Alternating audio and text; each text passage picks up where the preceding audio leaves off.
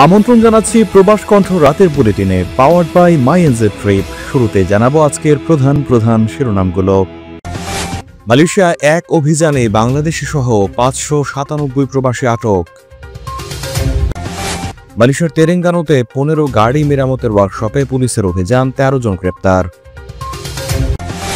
এবং মিয়ানমারের শান্তি আলোচনায় নতুন আশার কথা জানালেন আনোয়ার ইব্রাহিম। দেখছিলেন শিরোনাম, এবার বিস্তারিত।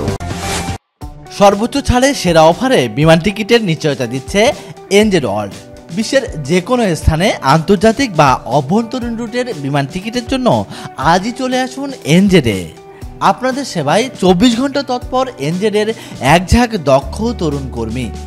স্ক্রিনে দেখানো নাম্বারেও যোগাযোগ করতে পারেন আমাদের সঙ্গে। এনজে ওয়ার্ল্ড, বিমান টিকিটের একটি নির্ভরযোগ্য প্রতিষ্ঠান। মালয়েশিয়া অভিযান চালিয়ে 71 বাংলাদেশি সহ 597 জন অবৈধ প্রবাসীকে আটক করা হয়েছে। দেশটির ইমিগ্রেশন বিভাগ এবং অন্যান্য আইন প্রয়োগকারী সংস্থার যৌথ উদ্যোগে এই মেগা অভিযান পরিচালনা করা হয়। অভিবাসন আইনের বিভিন্ন অপরাধে তাদের আটক করা হয়েছে বলে জানিয়েছে মালয়েশিয়ার অভিবাসন বিভাগের ডেপুটি ডিরেক্টর জেনারেল জাফরি এমবক তাহা।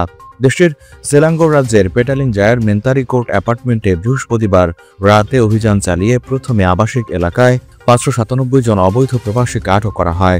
আটককৃতদের মধ্যে 71 জন বাংলাদেশি ছাড়াও ইন্দোনেশিয়ার 201 জন, পাকিস্তানের 46 জন, মিয়ানমারের 226 জন, নেপালের 44 জন, ভারতের 8, থাইল্যান্ডের 1 জন নাগরিক রয়েছে। এদের বয়স 11 থেকে 59 বছরের মধ্যে। আটককৃতদের মধ্যে 472 জন পুরুষ এবং 125 জন নারী। বৃহস্পতিবার রাত 9টা থেকে প্রায় 3 ঘন্টা ব্যাপী চলে এই অভিযান। এতে Selangor immigration, Putrajaya immigration, Kuala Lumpur federal territory immigration, general operation force, Selangor national registration department, Petaling Jaya city council সহ 390 জন কর্মকর্তা অংশ নেন।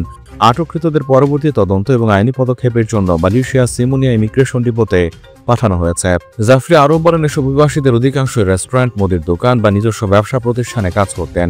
আটককৃতদের বিরুদ্ধে বৈধ নথি না থাকা, ভিসার মেয়াদ উত্তীর্ণ হওয়ার পরে অবস্থান করা, অবৈধ পারমিট ধারণ করা, ইমিগ্রেশন আইনের অন্যান্য লঙ্ঘন সহ নানা অপরাধের অভিযোগ আনা হয়েছে। অভিবাসন বিভাগ আরও জানিয়েছে, মালয়েশিয়ার অবৈধ প্রবাসীদের আশ্রয় অথবা নিয়োগ দেওয়া হলে জনসাধারণ ও নিয়োগকর্তাদের বিরুদ্ধে আইনি ব্যবস্থা নেওয়া হবে। মালয়েশিয়ার সেলাঙ্গোর রাজ্যে এক ঝাঁক কর্মী নিয়োগ দিচ্ছে প্রাণ। মোটরসাইকেল চালনায় পারদর্শী এবং থাকতে হবে বৈধ ভিসা। আবেদন করতে পারবেন অভিজ্ঞ এবং অনভিজ্ঞ উভয়ই। এখনই হোয়াটসঅ্যাপ করুন এই নম্বরে। মালয়েশিয়ার তেরেঙ্গানো রাজ্যের ডোঙ্গুন এবং কেমামান জেলায় পরিচালিত যৌথ অভিযানে মোট 15টি গাড়ি মেরামতের ওয়ার্কশপে অভিযান চালিয়েছে মালয়েশিয়ান পুলিশ। এসব প্রতিষ্ঠানের বিরুদ্ধে লাইসেন্স ছাড়াই পরিচালনা, পরিবেশগত নিয়ম লঙ্ঘন সহ একাধিক অপরাধে জড়িত থাকার অভিযোগ উঠেছে। অভিযানে 13 জন কর্মচারীকে গ্রেপ্তার করা হয়েছে, যাদের মধ্যে বিদেশি নাগরিক রয়েছেন। তাদের মধ্যে মিয়ানমারের 3 জন এবং বাংলাদেশের 2 জন রয়েছেন, যারা অভিবাসন আইনের লঙ্ঘনে জড়িত বলে সন্দেহ করা হচ্ছে। তেরেঙ্গানো রাজ্য পুলিশের প্রধান দাতুক মোহাম্মদ খায়রি খায়রুদ্দিন জানান, এই অভিযান যৌথভাবে পরিচালনা করেছে পুলিশ, অভিবাসন বিভাগ, পরিবেশ দপ্তর, স্থানীয় কর্তৃপক্ষ, স্বাস্থ্য মন্ত্রণালয় এবং টেলিকম মালয়েশিয়া তেরেঙ্গানো। তিনি বলেন, প্রাথমিক তদন্তে দেখা গেছে সংশ্লিষ্ট সব ওয়ার্কশপ 1995 সালের মাইনর অপরাধ আইন, 1946 সালের সেকেন্ড হ্যান্ড ডিলার্স অ্যাক্ট এবং 1959 সালের অভিবাসন আইনের আওতায় অপরাধ করেছে। এছাড়াও লাইসেন্স ছাড়া ব্যবসা পরিচালনার অভিযোগে 3টি সমন জারি করা হয়েছে। অভিযানে জব্দ করা হয়েছে বিভিন্ন কেবল সেকশন, কেনাবেচার রেজিস্টার, ওজন পরিমাপক যন্ত্র, ধাতব স্ক্র্যাপ, কপারের তারের কয়েল, গ্রাইন্ডার মেশিন ও একটি মোটরসাইকেল ইঞ্জিন। মিয়ানমারের সামরিক জান্তা মিন অং লেইং এবং প্রধান প্রতিদ্বন্দ্বী ক্ষমতাচ্যুত এলএনডি নেতাদের সঙ্গে পৃথক বৈঠকে ইতিবাচক আলোচনা হয়েছে বলে জানিয়েছেন মালয়েশিয়ার প্রধানমন্ত্রী আনোয়ার ইব্রাহিম। এর মধ্য দিয়ে দক্ষিণ পূর্ব এশিয়ার এই দেশটিতে দীর্ঘদিন ধরে চলা ধ্বংসাত্মক গৃহযুদ্ধে জড়িত উভয় পক্ষের মধ্যে প্রথমবারের মতো সরাসরি যোগাযোগের সম্ভাবনা তৈরি হয়েছে।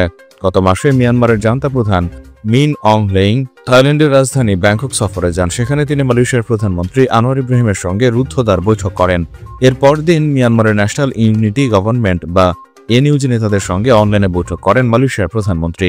মিয়ানমার 2021 সালের সামরিক অভ্যুত্থানে ক্ষমতাচ্যুত হয় শান্তিতে নোবেল বিজয়ী অং সান সুচির নেতৃত্বাধীন তৎকালীন সরকার। সুচি নেতৃত্বাধীন সেই সরকারের প্রতিনিধি ও জান্তা বিরোধী সমন্বয়ে পরবর্তীতে দেশটিতে ছায়া সরকার হিসেবে ন্যাশনাল ইউনিটি গভর্নমেন্ট গঠন করা হয়। সামরিক জান্তার সঙ্গে এনইউজির আলোচনার বিষয়ে উভয় পক্ষ অবগত রয়েছে বলে বিষয়টির সঙ্গে সরাসরি সংশ্লিষ্ট অন্তত দুটি সূত্র বার্তা সংস্থা রয়টার্সকে জানিয়েছে। তারা বলেছে এর মাধ্যমে মিন অং হ্লেইং মূলত শান্তি আলোচনার বিষয়ে আগ্রহী বলে দেখাতে চেয়েছেন, যদিও তিনি ছায়া সরকারকে সন্ত্রাসী হিসেবে আখ্যা দেন।